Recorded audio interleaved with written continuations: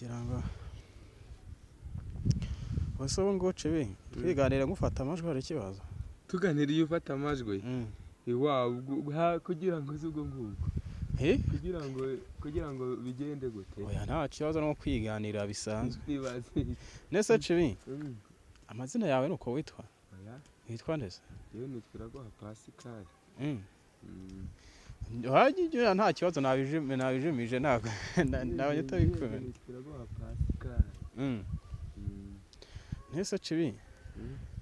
nese uva hariya ukazana mu isantere si hafi se uyu muhanda mita manukamo nkahita nerera mita ngera mu mujyi muyonde gotamita manuka haraganda kamanukamo hepfo nkahita ngera none se buriya uhaturuka sangahe hara mu rugo maturuka nka saa 12 saa 12 none se ko mbona uza ukigumira mu muhanda nta buriya hari umunsi n'umwe se ugisiba mu isantere oya ntabwo mu isantere nahareka hanze mu isantere yakumara iki hamari iki se ngiyo ubonye nk'umuntu numa mu gasarenda akama nk'amafaranga sinyari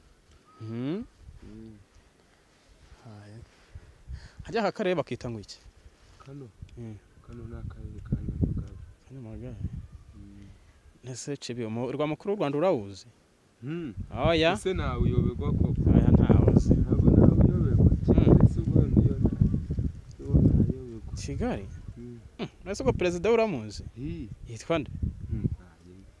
yitwa Paul cyonyine Paul Kagame Paul Kagame none na madamu uramuzi reka ndumva bazi nese cibi ariko nta kibazo bifite abajyaga banga ufite ikibazo hari n'abantu bagutinyaga bakiruka karamo uraganira n'umukire ntago ndiwe da none barakubeshyeraga bakora amagambo y'abantu nyine baba bifitiye reka neza bavugaga ngo uri umusazi ngo kubita abantu ababishyaga wowe kuva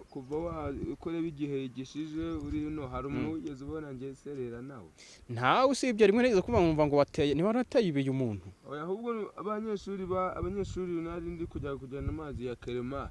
abanyeshuri bari kugwana noneho ndabakiza sinzi akana kare kuyibuye karitera wa mwana wa Bujeni hari ku murambo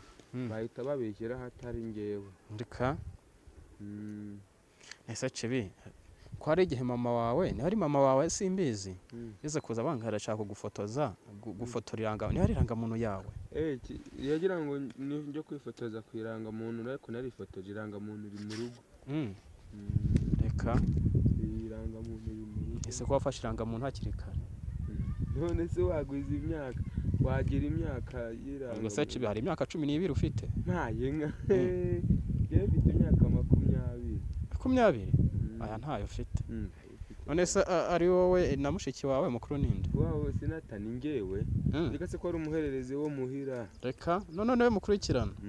ndika niwe muhererezi wacu yawe nese ko tarara ngo tuganire ndeba hano ndeba reka nkubwire ndakwemera n'akantu reba hano ndakwemera n'akantu si byose Kizengura hagura hita ukahonje ye kukarya huko nzakago si byose Kizengura avuga ati ndahita n'uburyo bwo gusamura